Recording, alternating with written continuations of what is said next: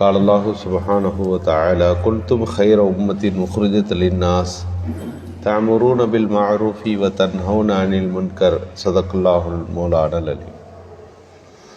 மேலான அல்லாஹ் நல்லடியார்களே, அல்லாஹு சுப்ஹானஹு வ தஆலா அருள்மறையாம் திருக்குர்ஆனுடைய இந்த வசனத்திலே நீங்கள் சிறந்த சமுதாயமாக இருக்கிறீர்கள், உஹ்ருஜத் லின்னாஸ், இதுவரை மனித சமுதாயத்திலே வந்த எல்லா மக்கள் சமூகத்தை விட நீங்கள் உயர்ந்த சமூகமாக இருக்கிறீர்கள். காரணம் என்ன தெரியுமா? தஅமுரூன பில் மாரூஃபி, நீங்கள் நல்லவைகள் எவைகள் இருக்கிறதோ அவைகளையெல்லாம் ஏவுகிறீர்கள்.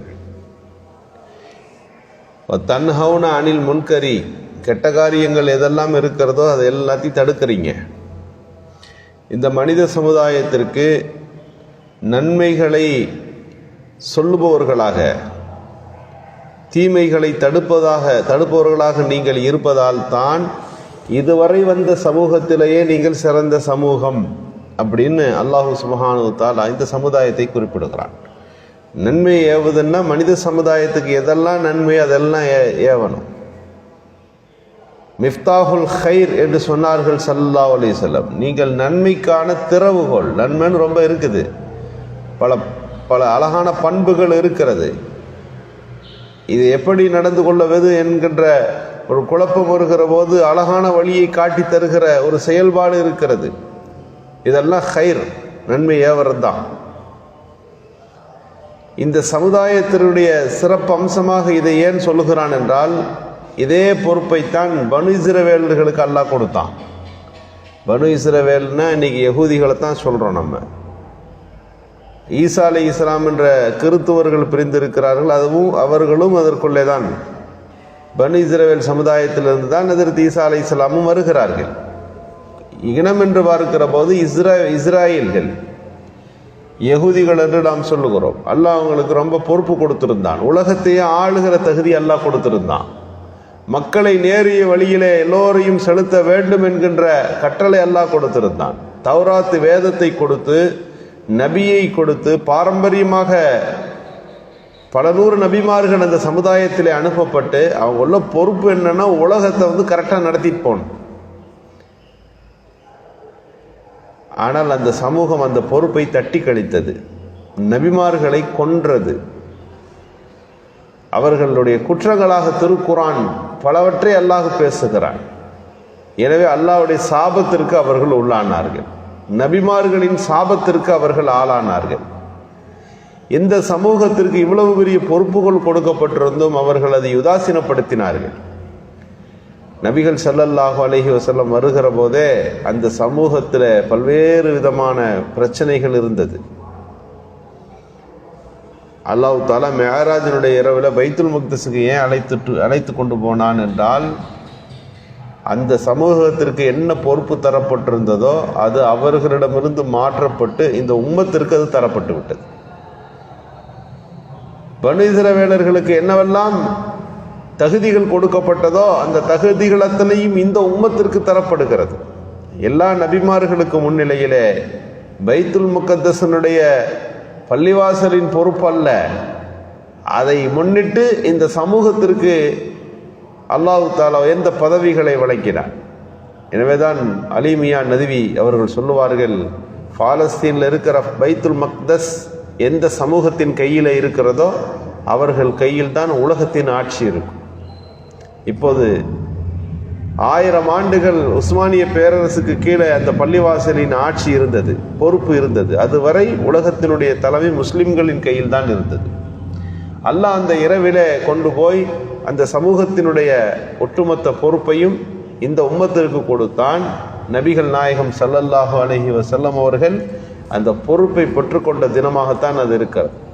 பைத்துல் முகத்தஸை ஜெயிச்ச உடனே உமர் ரலியல்லாஹு அவர்களுடைய தளபதி அபூ உபைதா அந்த பலஸ்தீனில் ஜெருசலத்தின் சாவியை வாங்குகிற அந்த பணி நடக்கிறது.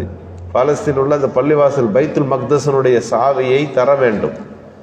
இந்த ஃபாதிரி சொன்னார், இது ஒரு சமூகத்தினால் வெற்றி கொள்ளப்படும் என்று எங்களுக்கு தெரியும். அந்த சமூகத்தினுடைய தலைவருடைய கையில் தான் நாங்கள் சாவியை தருவோம் என்று சொன்னார்கள். அப்போ உமர் ரலியல்லாஹுவுக்கு தகவல் போனது, இந்த பள்ளிவாசல் சாவியை தரமாட்டாங்க, நீங்கள் வந்தால் தான் கொடுப்பாங்களாம் அப்படின்னு சொன்ன உடனே உமர் ரலியல்லாஹு அவர்கள் மக்காவிலிருந்து மதீனாவிலிருந்து புறப்பட்டு பாலஸ்தீனுக்கு வந்தாங்க. ஒட்டகத்திலே வருகிறார்கள். ஒட்டகத்தில் வந்து அந்த நகரத்துக்குள்ளே புகுகிற போது அவங்க யாருன்னு கண்டுபிடிக்க முடியல அவங்களால. காரணம் அவ்வளவு எளிமை. உமர் ரலியல்லாஹு வருகிற போது ஒட்டகத்தில் அடிமையும் அழைத்து வந்தார்கள். ஒட்டக ஓட்டி நடந்து வரும்போது உமர் ரலியல்லாஹு சொன்னாங்க, நான் மட்டுமே நடந்து உட்கார்ந்து கொண்டு போனால் அது சரியல்ல, நமக்குள்ள ஒரு முறை வச்சுக்கிடுவோம், கொஞ்ச நேரம் நான் உட்கார்ந்து இருக்கிறேன், பிறகு நான் கீழே இறங்கி அந்த ஒட்டகத்தை ஓட்டி கொண்டே போகிறேன், நீங்கள் மேலே ஏறிக்கிங்க, அதற்கு பிறகு நான் மேலே ஏறிக்கொள்கிறேன், நீங்கள் கீழே இறங்கி கொள்ளுங்கள் என்று 2 பேருமாக மாற்றி மாற்றி அந்த மதீனாவிலிருந்து வருகிறார்கள். வந்து சேருகிற போது அடிமை மேலே இருக்கிறார், உமர் ரலியல்லாஹு கீழே இருக்கிறாங்க. ஒரு வழியாக அந்த பகுதியை கடந்து உள்ளே வருகிற போது உமர் ரலியல்லாஹுவை கண்டுபிடிக்க முடியாமல் யார் உமர் என்று எல்லோரும் கவனித்து கொண்டிருந்தார்கள். ஒட்டு போட்ட சட்டைகளோடு உமர் ரலியல்லாஹு இருக்கிற அந்த காட்சியை பார்த்துவிட்டு பைத்துல் முகத்தஸினுடைய தலைமை அந்த பாதிரியாக இருப்பவர் சொன்னார், எங்கள் வேதத்தில் இந்த பள்ளிவாசலை கைப்பற்றுபவர்களை பற்றிய அடையாளங்கள் இருக்கிறது, அவர்கள் ஒட்டு துணிப்பட்டிருப்பார்கள், அவர்கள் உடைகளில் ஒட்டு இருக்கும் என்று இருக்கிறது, எளிமையான இந்த சமூகம் இன்றைக்கு உலகத்தையே கைப்பற்றி இருக்கிறது என்று அந்த சாவியை ஒப்படைத்தார். இன்றைக்கு அந்த பைத்துல் முகத்தஸினுடைய சாவி என்பதல்ல அசல், உலகத்தினுடைய ஒட்டுமொத்த பொறுப்பையும் இஸ்லாத்தின் மீது அல்லாஹ் இன்றைக்கு சுமத்தாட்டுகிறான். அந்த குர்ஆன்ல சுப்ஹானல்லதி அஸ்ரா பி அப்திஹி என்ற வரக்கூடிய வசனம் இருக்கிறது, சூரா பனு இஸ்ராயில் வருது. பனு இஸ்ராயில் ஏன் அந்த சூறாவுக்கு பேருன்னு சொன்னால், அந்த சூறாவில் அதிகமாக அந்த சமுதாயத்தை பற்றி பேசுகிறார். என்னவெல்லாம் அவர்களிடத்தில் தவறுகள் இருந்தது என்று அல்லாஹ் குறிப்பிடுகிறார், அவர்களிடத்தில் எதுவெல்லாம் மாற்றப்பட்டு விட்டது என்பதை அல்லாஹ் குறிப்பிடுகிறார். நபிகள் ஸல்லல்லாஹு அலைஹி வஸல்லம் சொன்னார்கள், இந்த உம்மத்து பனு இஸ்ரவேலர்கள்ட்ட நடக்கிற மாதிரி அநியாயங்களும் அசிங்கங்களும் இந்த சமுதாயத்தில் ஏற்படாத வரை கியாமத் வராது. அவங்கள ஒரு ஆள் ஒரு தப்பு செஞ்சால் அதே தப்பு இந்த சமுதாயத்திலையும் செய்வார்கள். ஒரு செருப்பு எப்படி இன்னொரு செருப்புக்கு 2 ஒரே நம்பராக தானே இருக்கும், இது 9 அது 9 தானே, ஒரு 10 என்றால் இதுவும் 10 தானே. ஒரு செருப்பு எப்படி இன்னொரு செருப்புக்கு தோதுவாக இருக்கிறதோ அதுபோல பனு இஸ்ரவேல் சமுதாயத்தில் நடந்த அத்தனை விஷயங்களும் இந்த சமுதாயத்தில் நடக்கும். ஒரு உடும்பு ஒரு பொந்துக்குள்ளே புகுகிறது என்று சொன்னால் எப்படி பனு இஸ்ரவேலர்களுடைய பகுதியை சொல்லுகிறார்கள், அவர்கள் ஒரு இடத்துல பூந்தால் அதுபோல இஸ்லாமிய சமூகமும் அதே பொந்துக்குள்ளே புகுரும், அதே போன்ற ஒரு கலாச்சாரம் ஏற்பட்டுவிடும். இன்றைக்கு யோசித்து பாருங்கள், அவர்களிடம் இருந்த வெட்கமற்ற தன்மைகள் இன்றைக்கு வந்திருக்கிறது. அவர்களிடம் இருந்த பல்வேறு அனாச்சாரங்கள் இஸ்லாமிய சமுதாயத்தில் குடிகொண்டிருக்கிறது. அவர்களிடத்திருந்த இந்த வீண் ஆடம்பரங்கள் இன்றைய இஸ்லாமிய சமுதாயத்தில் வந்திருக்கிறது. இன்றைக்கு இருக்கக்கூடிய தொழில்நுட்பங்களின் பகுதிகளில் எவைகளெல்லாம் அனாச்சாரங்களை பரப்புமோ அத்தனையும் இஸ்ரேலிலிருந்தான் வருகிறது. இன்றைக்கு இஸ்லாமிய சமூகம் அதிலே அடிமைப்பட்டிருக்கிறது. இப்படியெல்லாம் நாம் தொடர்ந்து பார்க்கிற போது அல்லாஹ் எந்த பொறுப்புக்காக இந்த சமுதாயத்தை தேர்ந்தெடுத்தானோ அந்த பொறுப்பிலே நாம் இருக்கிற வரை அல்லாஹ் நமக்கு சிறப்பை தருகிறான்.